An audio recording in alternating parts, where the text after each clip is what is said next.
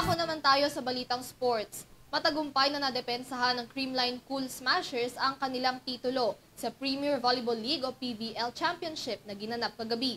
Ang iba pang detalye ng balita sa larangan ng sports, alamin natin kay Angelica Galvez. Na ng Creamline Cool Smashers, nadepensahan ang kanilang championship title kontra sa Chocomucho Flying Titans sa Premier Volleyball League Championship kagabi sa Smart Araneta Coliseum. Dinubog ang championship battle na ito ng humigit 23,000 na fans ng parehong koponan. Kahit nasiso ang naging laban ay tinapos ang Creamline ang laro sa mga scores sa 20-25 sa first set, 25-20 sa second set, 22-25 sa third set, 25-22 sa fourth set, at 15-11 naman sa final set.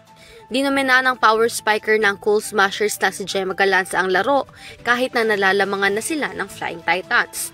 Sa huling set ng laro, back-to-back hits naman mula kay Tots Carlos ang nagpabante sa kanila sa score na 5-2. Tinapos naman ni Bea De Leon ang laro matapos itong mag-drop ball.